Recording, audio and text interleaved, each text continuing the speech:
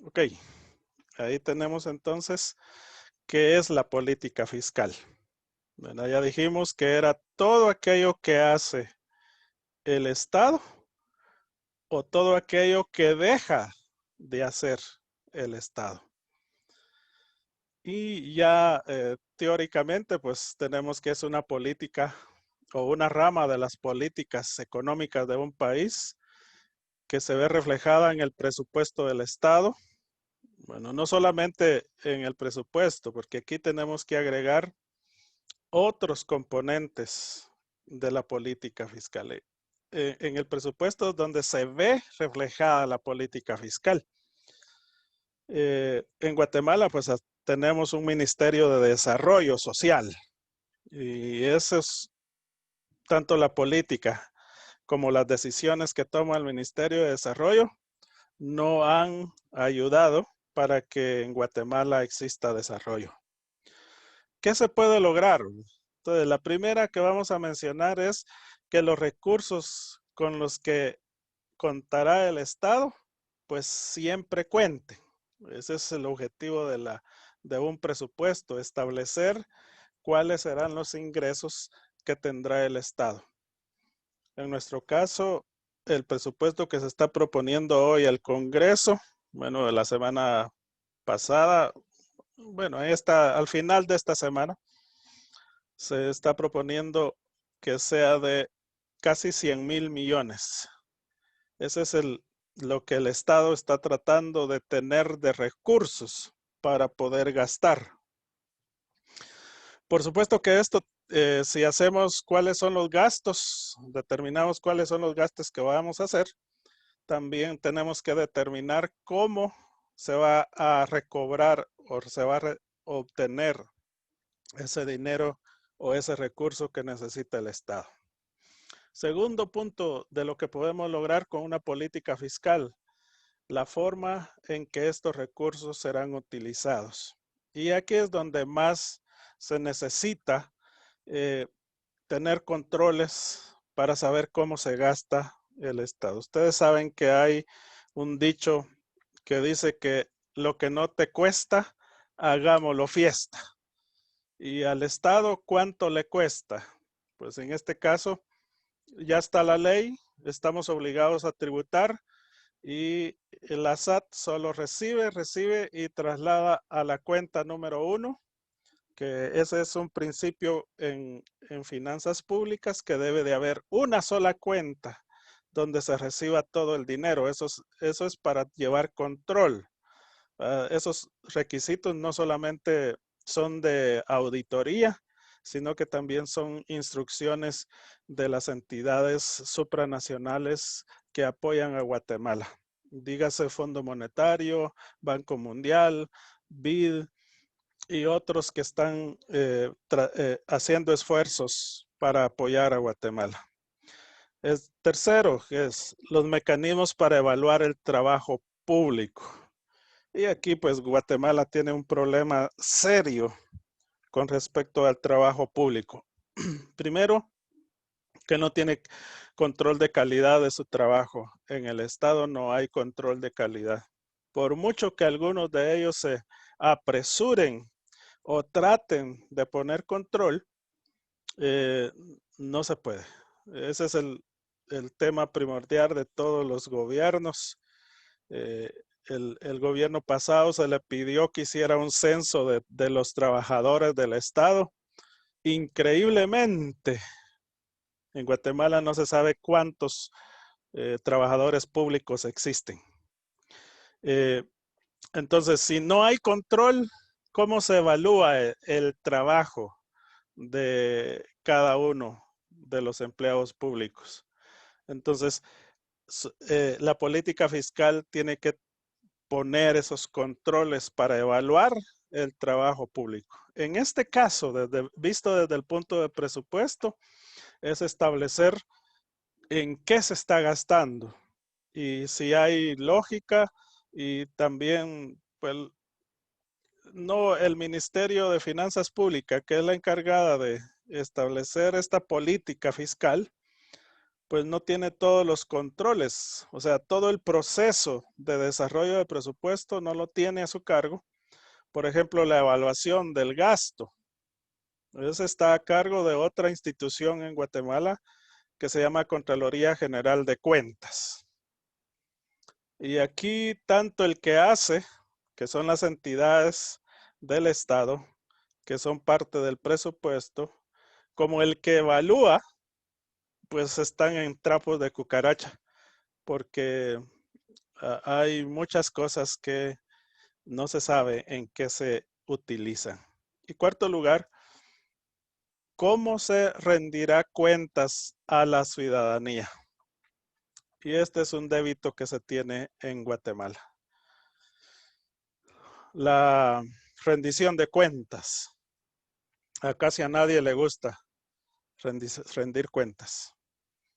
Al guatemalteco no le gusta rendir cuentas. Y cuando un guatemalteco es empleado público, también no le gusta rendir cuentas.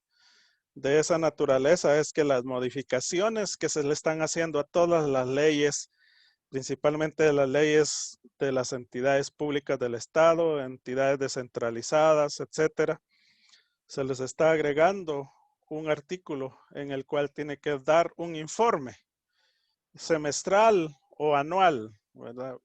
En caso de Guatemala, en los procesos de la República, el gobierno o el organismo ejecutivo tiene que dar cuentas cada año, hacer un informe cada año ante el Congreso de la República. Porque una de las funciones del Congreso de la República es hacer las evaluaciones. Ellos tienen en su estructura o en su mandato legal evaluar cómo se gasta, cómo se logra o en qué se gasta cada centavo del presupuesto. Y también el presupuesto de las entidades descentralizadas y autónomas. Ok, tenemos estos cuatro. Por el momento solo les voy a mencionar cuatro que vamos a buscar que los recursos con los que contará el Estado se puedan medir. También la forma en que estos recursos serán utilizados, los mecanismos para evaluar el trabajo público y cómo se rendirá cuentas a la ciudadanía. Recordemos que estoy diciendo a la ciudadanía, no al Congreso, porque aquí, como decía mi abuelita, son coyotes de la misma loma. Entonces, entre ellos se tapan las cosas. Los países deberían contar con acuerdos o pactos fiscales que marquen el camino a seguir en el largo plazo. Sobre esto debe basarse el presupuesto de ingresos y gastos de Estado de cada año, el cual establece las metas de la sociedad que la sociedad se compromete a lograr en materia de educación, en materia de salud, en materia de protección social, nutrición, seguridad y justicia e inversión pública. Ok, aquí es donde ya el ciudadano tiene que ser partícipe, pero nosotros no estamos acostumbrados a eso. Primero, a no dar cuentas y tampoco pedimos cuentas. Y ese es uno de los temas que tenemos que ver. Me dice Maribel, tuve problemas de conexión y fue al momento de pasó la asistencia. Ok, vamos a tomarla. Ya me puso ahí la información, entonces ya más tardecito lo trabajamos. Bueno, aquí hay unos componentes, principalmente cuando hablamos de la política fiscal establecida en el presupuesto. Entonces nos preguntamos, ¿cuáles son los componentes de la política fiscal? El primer componente son los ingresos. De eso ya hemos platicado, ya hablamos de los impuestos, ya vimos cómo se afecta un impuesto al ciudadano, a la empresa y cómo afecta. El primero es el ingreso, entonces, públicos, provienen de los impuestos que pagamos las personas, de las ganancias de empresas del Estado, por cobros, por el uso de propiedades del Estado, tasas por servicios públicos, donaciones y, bueno, principalmente por compra, porque el IVA es el que más aporta al presupuesto de Guatemala. También el componente es el gasto del Estado. Sirven para pagar bienes y servicios públicos. Bueno, eso es en teoría. Y para pagar las deudas que tenga el Estado. Hay un índice de deuda que se debe de cuidar. Es decir, un Estado no puede endeudarse más allá de lo que puede pagar.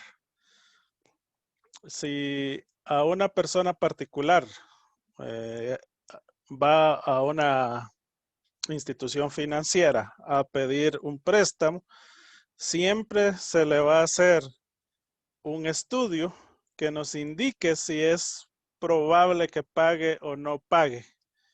Si tiene probabilidades de no pagar, entonces no hay crédito. Si tiene posibilidades de pagar, entonces hay crédito. Eso mismo debería de aplicarse al Estado. Y de hecho, pues hay algunos mecanismos que se establecieron y están establecidas en la Constitución de la República de Guatemala, en la que Guatemala tiene que pedir un estudio al Banco de Guatemala para contratar una deuda.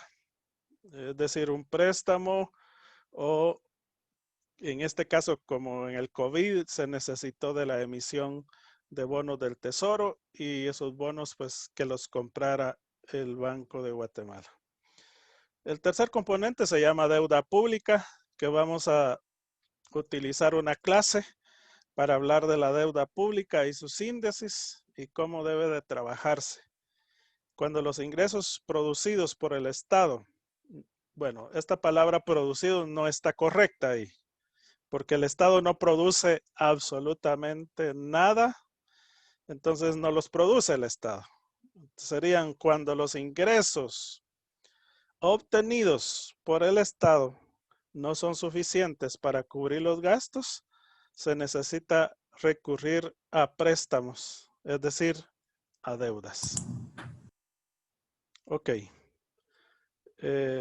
No quiero ser un monólogo, me gustaría que a este momentito alguien tiene algo que aportar o alguna pregunta que hacer, pues adelante.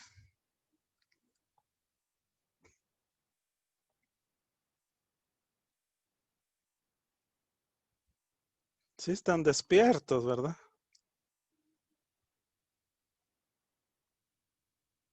Hola.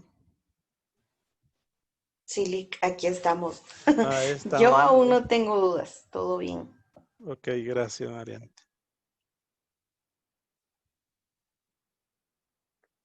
Veamos a alguien más por ahí. Por el chat tal vez, ¿verdad? No hay. Todo claro, Lick. Ok. Bueno, continuemos entonces. Les presento esta infografía. Aquí me puedo tardar toda la clase platicando con ustedes. ¿Cuál es el objetivo de la política fiscal? Y aquí vamos a tener que hablar de muchas cosas interesantes, ¿verdad? El primer objetivo, como ya hablamos, determinar los volúmenes de gasto para cada servicio de la administración y presupuesto equilibrado. Y volvemos al presupuesto, porque esa es la herramienta más poderosa que tiene la política fiscal y es uno de los objetivos. Y a esto se le ha puesto mucho trabajo, mucho estudio para que el presupuesto se haga de manera técnica. Y ya veremos cómo se integra aquí en Guatemala la elaboración de presupuesto. De inicio está a cargo de SGPLAN, la Secretaría de Planificación Económica en Guatemala, que brilla por su esencia en todo, ¿verdad? Solo tal vez coordinando ahí a quienes le dan las becas que ofrecen las naciones. Y las becas, pues lógicamente la van a lograr personas allegados al partido, personas que conocen, pero no la persona realmente que debería recibir esa beca. Entonces se quedan por ahí, el CGPLAN, ¿verdad? Aquí hay muchas instituciones.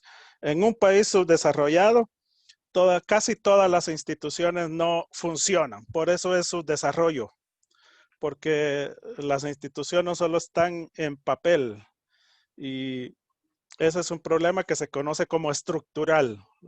Cuando hablan algunos economistas o especialistas en desarrollo que Guatemala tiene un problema estructural, se están casi el 100% refiriéndose al resultado de cada una de las entidades que forman parte del organismo ejecutivo en Guatemala, que no funcionan. Solo están de nombre nada más, pero de ahí el resultado no se ve por los índices tan magros desde el punto de vista de desarrollo social que tenemos en Guatemala. Entonces, lo que hace el objetivo de la política es precisamente que esos volúmenes de gasto para cada servicio de la administración sea equilibrado. ¿A qué nos referimos que sea equilibrado? Que el Estado no gaste más allá de lo que ingresa. Y esa es una de las partes que nos corresponde a nosotros como academia, como ciudadanos de Guatemala, que velemos porque el presupuesto de Guatemala no acuda a deuda pública, sino que gaste lo que ingresa. Ese es un principio básico en todo. Digamos, personalmente, si yo gasto más de lo que me ingresa, me voy a meter a deudas y a problemas porque no me va a alcanzar mi ingreso. Por eso es que estoy acudiendo a deudas. Y si alguien cae en deudas y en impago, se lo lleva la tristeza. Ahora, ¿por qué no ponemos ese principio en el Estado también? Pero si ustedes van a evaluar cada uno de los presupuestos de Guatemala desde que hay democracia, digamos, se van a dar cuenta que todos los gobiernos han trabajado con déficit fiscal. Ese es el nombre que se le da a la deuda, el déficit fiscal. El objetivo de la política fiscal también es diseñar y ejecutar los volúmenes de gasto para cada servicio de la administración. Por supuesto, está el proceso de elaboración del presupuesto de la nación y cada uno de los ejecutores del gasto, así se llaman en finanzas o en Sicoí Web. Un ejecutor del gasto es aquel que debe de hacer el gasto. Si una entidad del Estado necesita computadoras, necesita fotocopiadora, etcétera, tiene que anotarlo en la lista del gasto que se va a hacer en este año o en el año siguiente, ¿verdad? Porque el presupuesto en Guatemala se empieza a elaborar en el mes de febrero. Ya ustedes lo vamos a estudiar por ahí. Porque también tenemos una clase de presupuesto. Entonces, en el mes de febrero inician estas unidades ejecutoras del gasto, elaboran su listado, como que son un niño haciéndole la carta a Santa Claus, ¿verdad? Para el siguiente año necesito un carro, necesito blindado porque hay mucha delincuencia y no voy a hacer que me maten en el camino, entonces lo vamos a blindar. Luego piden, vamos a gastar tanto de insumos de oficina, etcétera, y todo haciendo el listadito, pidiéndole a Santa Claus que se les dé esos gastos que van a tener.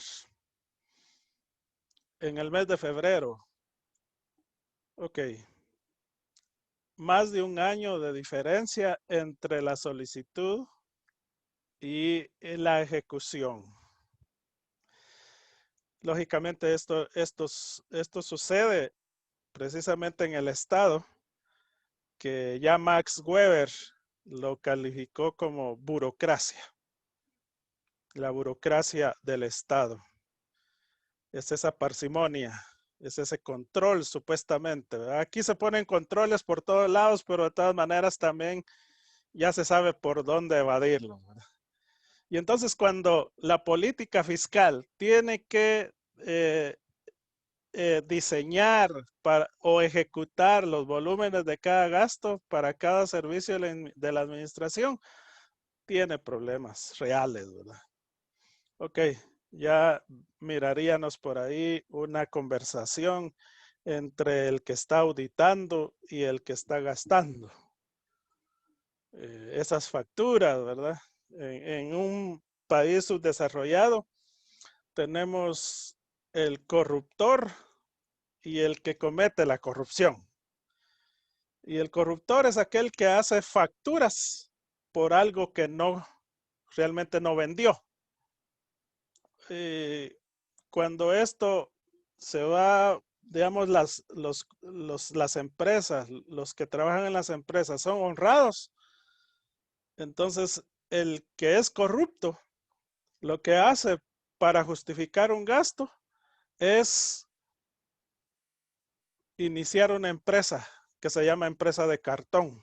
Y entonces ya tiene las facturas para poder hacerlas y justificar un gasto. Trabajo más elocuente que tiene la Contraloría General de Cuentas, ¿verdad? Establecer si esa factura proviene de una entidad realmente que está produciendo o si es de cartón. Y aquí en Guatemala abundan las empresas de cartón. Ahí existe la gran empresa, una sociedad anónima que está dedicada a hacer no sé qué cosas, pero que no existe. Primero, la dirección es falsa, recibos de luz, porque ahora por esa cuestión es que piden que se lleve un recibo de luz, de agua o de teléfono. ¿Por qué? Porque quieren validar esa dirección. Entonces ahí se va poniendo más engorroso y aparece lo que es la burocracia, ¿no? Otro de los objetivos de la política es asegurar el control del gasto para no acudir al financiamiento utilizando la deuda pública. Y esto aquí, desde el inicio del presupuesto, ya se sabe que los ingresos no van a alcanzar. Y ya de una vez, eso debería ser prohibido en Guatemala, presentar al Congreso un presupuesto desfinanciado. Es decir, que se diga que se va a emitir bonos, que se va a contratar un préstamo. Eso no debería de existir. Pero ya ven, no solo Guatemala tiene eso, también tenemos muchos países que acuden a la deuda. ¿Por qué? ¿Por qué acuden a la deuda? Bueno, aquí aclaremos un poquito desde el punto de vista personal. Una empresa o una persona que vive solo de los ingresos, porque la pregunta que tiene es, ¿cómo hago para obtener mayores ingresos? Y vamos a llegar, porque como no es de finanzas personales ni de la empresa el curso, sino que de política fiscal, no voy a meterme a los detalles. Pero llega el momento en que dice, bueno, si para poder tener mayores ingresos, yo necesito, por ejemplo, comprar un auto y meterme a Uber, porque sin auto no se puede meter a Uber, ¿verdad? Entonces, y no tengo el dinero para adquirir el auto, y el auto me va a servir para que yo tenga ingresos, entonces tengo que acudir a un préstamo, es decir, a una deuda. ¿Para qué? Para incrementar mis ingresos. Ahora, la persona que tiene 3 dedos de frente se va a poner a ver los números y decir, un carro me cuesta 150,000 quetzales, voy a ver cuánto de ingreso me da al año. Y entonces se da cuenta que le da 400,000. Quiere decir que tiene la oportunidad de pagar su carro en el primer año y todavía le quedan ingresos superiores. Eso es, digamos, la lógica de una persona particular. De una empresa también lo mismo. Por ejemplo, tiene oportunidad de hacer negocios. Algo se está vendiendo aquí en Guatemala, pero todo es importado. Entonces viene un empresario y dice, este producto, si yo lo hago en mi empresa, va a ser más barato para la población. Ahí viene ya la mano invisible, ¿verdad? Del mercado. Entonces el empresario dice, bueno, voy a producir ese producto que se importa. Y para producir necesito ir a Alemania y comprar maquinaria. Ok, la maquinaria le va a costar unos, ¿qué digo yo? 10 millones de dólares, pero ese dinero no lo tiene. Como no lo tiene, entonces puede acudir a la deuda. Va a un banco, pone de garantía la maquinaria que va a comprar o la empresa que tiene y adquiere el dinero, va a Alemania, compra las máquinas, las trae, las implementa y comienza a producir. Lógicamente ustedes ya saben que el empresario no se tira al agua así por así, tiene que hacer estudios de prefactibilidad, elaborar proyectos, etcétera, y saber cuál es la tasa interna de retorno. Si la tasa interna de retorno es mayor al pago de intereses, o sea, la tasa del crédito, entonces estamos bien. Si no, ¿para qué? No sirve el proyecto. ¿Por qué? Porque lo único que va a tener es problemas de no pago. Entonces, así haríamos en términos generales, de forma personal o de forma particular. ¿Hace eso el Estado? ¿Tiene en su justificación de motivos del presupuesto que elabora cómo va a pagar esa deuda? Se comprometen a deudas que se van a pagar dentro de 20 años. Por ejemplo, estos 11,000 millones. Es una deuda que se va a pagar dentro de 20 años, no ahorita. Y entonces, ¿en dónde está el estudio? Donde se establece que eso es factible, ¿verdad? Ok, entonces, eso sería asegurar control del gasto para no acudir al financiamiento utilizando la deuda pública. Este está relacionado con el número 1 que hablamos.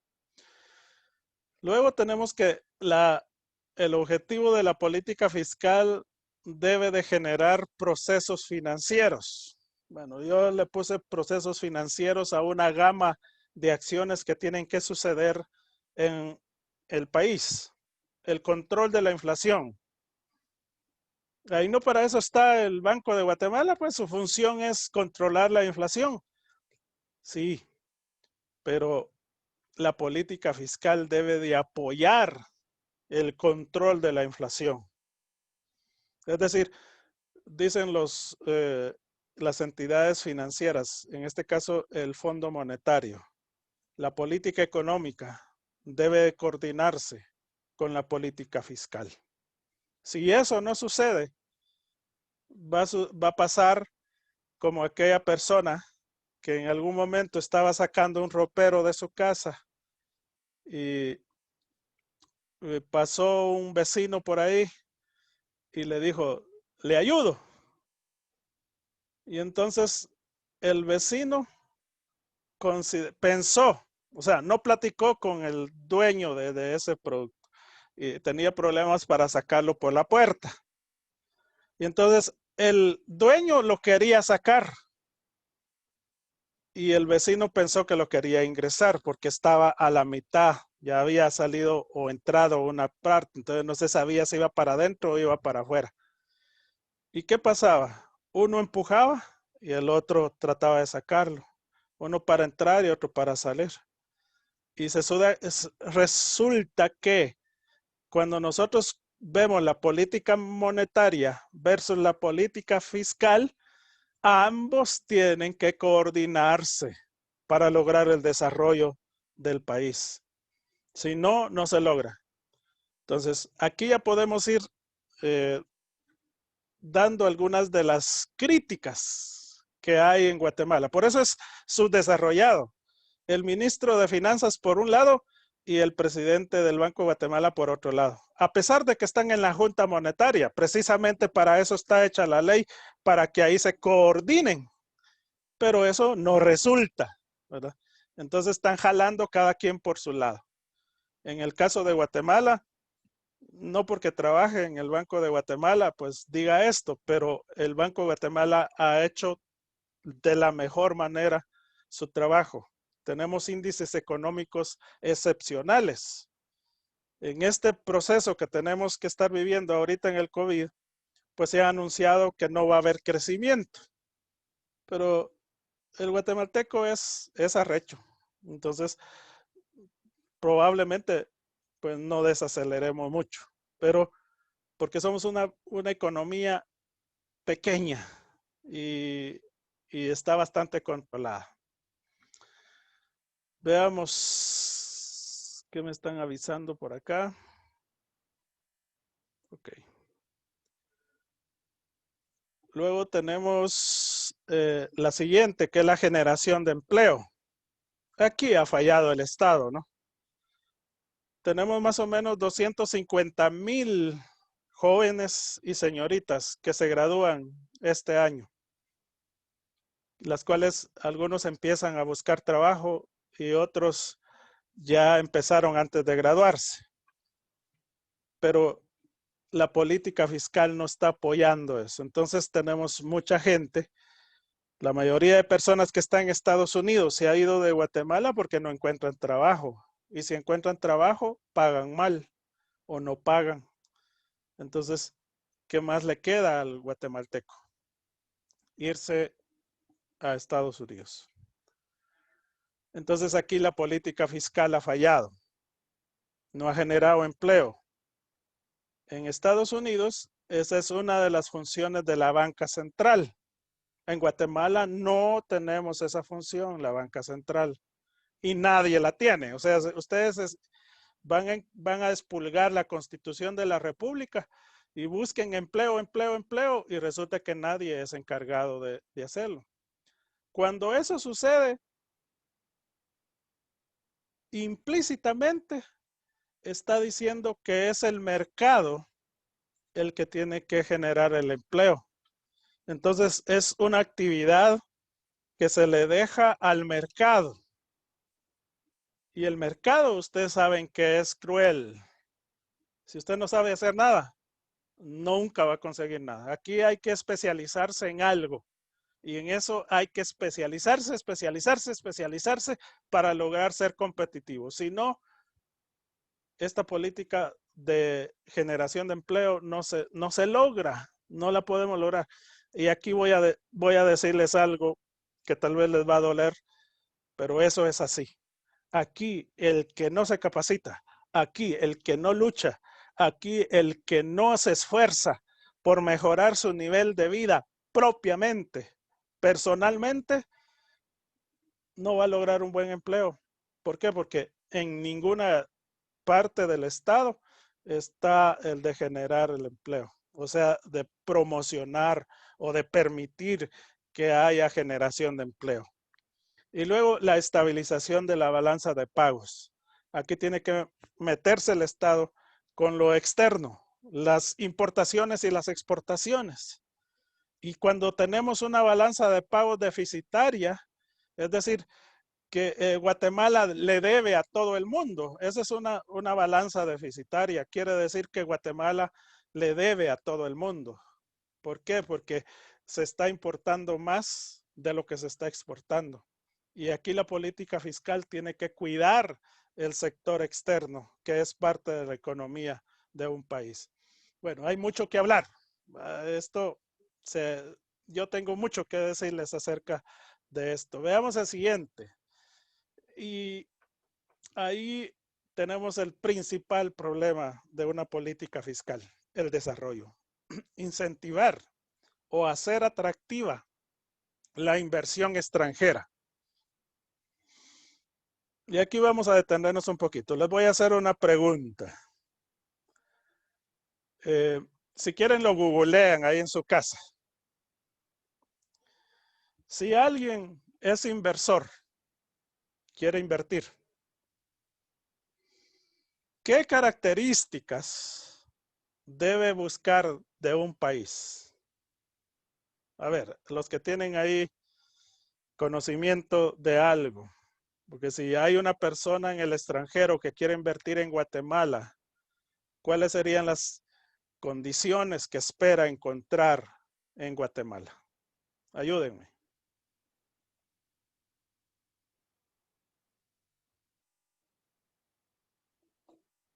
¿Sí están ahí?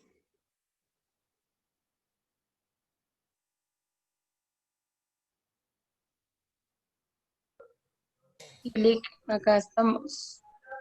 A ver, cuénteme pues.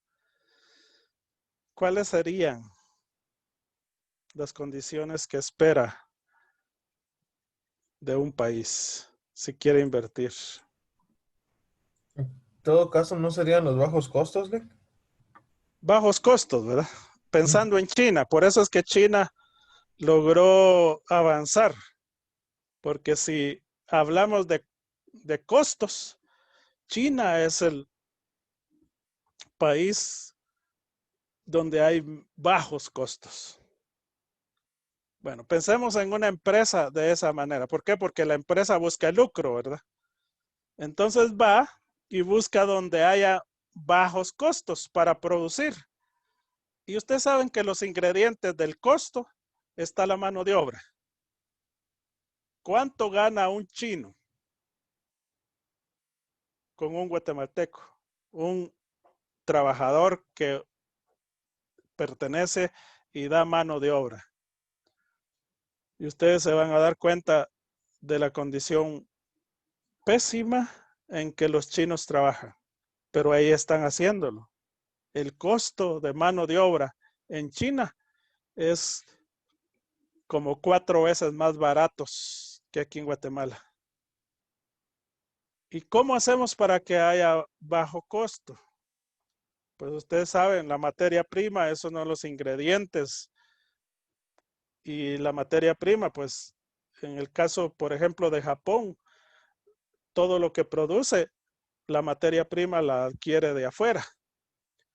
Y por las economías de escala que ha logrado, ha bajado costos, pero no como China, ¿verdad? Porque en China sí hay esclavitud, ¿verdad? Ahí no se le paga al trabajador chino, no se le paga porque tiene que ser todo lo que gana el chino es del Estado. Entonces ahí el que se está enriqueciendo es el que dirige el Estado, los que dirigen el Estado, ¿verdad? Porque para eso hay un partido político gobernante. Y ellos, pues lógicamente, se quedan con todo lo que los trabajadores de China. Entonces ustedes me preguntarán, bueno, entonces, ¿por qué en China está uno de los hombres más ricos del mundo, que es el dueño de Alibaba? Y así podemos ver a otros. Ok, de alguna manera ellos están relacionados con el partido, porque eso de que el partido, pues aunque sea en economías descentralizadas o en economías de democracia, sucede casi lo mismo. Porque gana un partido aquí en Guatemala y si yo quiero tener un buen hueso, ¿verdad? Tengo que ser parte del partido, si no, no hay nada, ¿verdad? Entonces, esto se mueve en todos lados. Aquí hay por dónde tirar y por dónde hablar, ¿verdad? Y platicar acerca de ello. Costos. ¿Qué más? ¿Qué más busca un inversionista?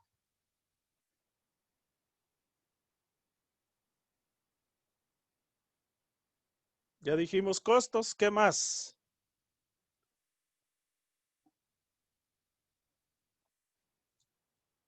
Bueno, estos costos sirven para un inversionista cuyo objetivo es traducir la materia prima en productos, ¿verdad?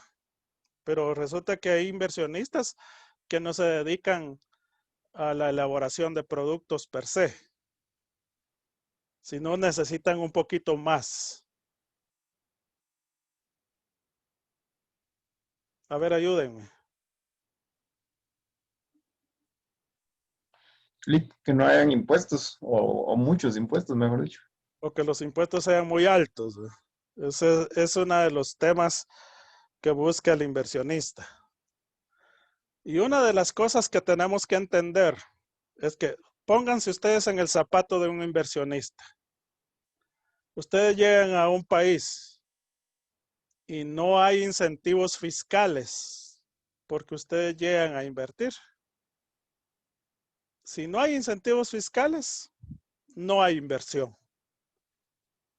Y aquí, pues lógicamente, se ha logrado tener zonas francas y todo lo demás, pero si alguien platica con alguien que trabaja en las zonas francas, se va a dar cuenta de la parsimonia que hay con algunos permisos que se tienen que dar, la calificación para ello. Primero se va el tiempo en calificarlos como parte de zona franca y no logra. Bueno, características de países subdesarrollados. Los procesos y los permisos se llevan años. En lugar de llevarse horas, se llevan años. Entonces eso hace que la inversión no quiera venir. Y entonces hablamos de cuestiones de impuestos. Los países que han salido y que están saliendo del subdesarrollo es precisamente porque han puesto incentivos fiscales al inversionista. El más cercano y más conocido que tengo ahorita es Colombia. Colombia está invitando a todos los inversionistas en tecnología que lleguen a Colombia y les va a dar 7 años de no pagar impuestos sobre la renta. Ni un solo Córdoba. 7 años. Ok, y cuando uno ve un proyecto, sabe que la tasa interna de retorno que sea de equilibrio tiene que tardar como 3, 4 años. Y uno sabe que ahí, a partir de ahí, tiene mayores utilidades. O sea, tiene utilidades, pues. Y resulta que si llegan su producto, un producto de tecnología, digamos si son programadores, pues el punto de equilibrio va a estar más cerca. Puede ser que en un año ya logremos el punto de equilibrio. Y entonces le quedan 6 años libres de impuestos. Es decir, el 100% de lo que el inversor tiene de utilidades le va a quedar a él. Y ese es un incentivo. Y eso no lo saben nuestras autoridades en Guatemala. Eso, miren, cuando hacen las leyes, ignoran todo eso. Lo único que piensan es sacarle toda la sangre al ciudadano que se esfuerza en Guatemala. Y si esto aquí se pusieran incentivos fiscales, diferente sería. ¿Qué más podemos? Una característica más. Ya tenemos costos, ya tenemos incentivos fiscales. ¿Qué otra? Lick, lo que usted mencionó, la tecnología. Muy bien, la tecnología. Cuando hablamos de tecnología, por ejemplo, pensemos en México. México, el año pasado, destinó en su presupuesto 125,000 millones de pesos para dotar de tecnología a los estudiantes y a los profesores de México, antes de que pasara la crisis, que viniera esta crisis, ¿verdad?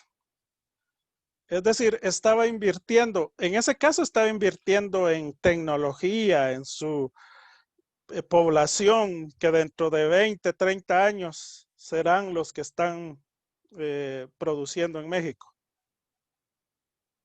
Pero ¿cuánto ha invertido Guatemala en tecnología? Solo invertido, no digamos que se produce tecnología, porque aquí en Guatemala se produce tecnología, pero es por el lado privado. No se puede decir mucho que el Estado ha estado promocionando que existan ingenieros aquí en Guatemala para que produzcan algo y vender.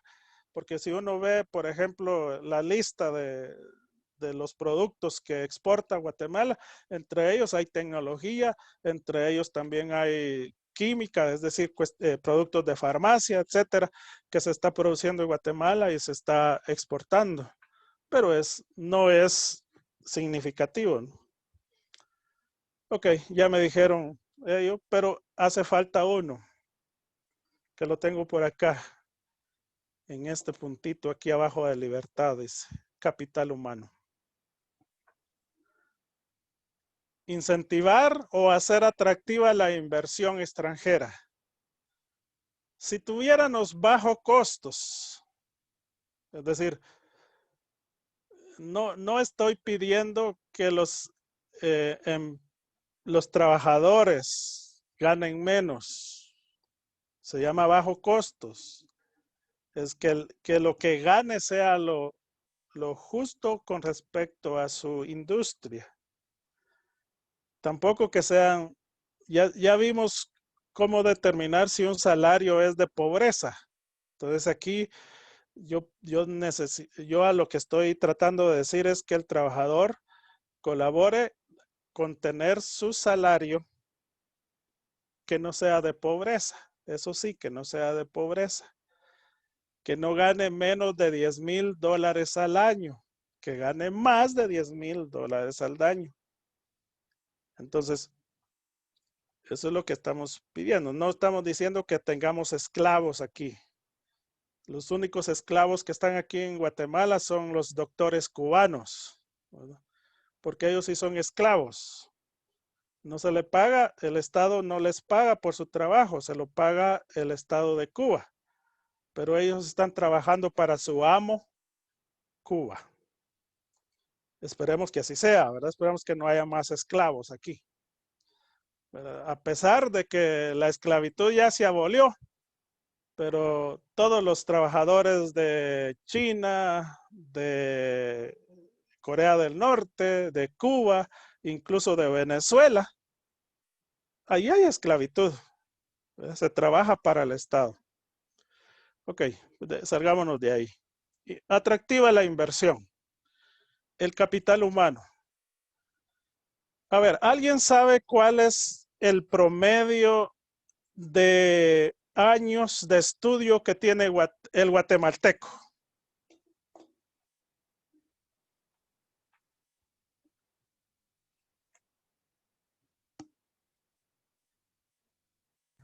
Pues yo sabía, Lee, que la mayoría era, creo que sexto primaria, si no estoy mal. Muy bien, digamos son 6 años, ¿verdad? ¿O no? Básicamente sí. Ok. Vamos a tomar esto que nos dice Oscar, ¿es verdad? Sí, Lee. Ok.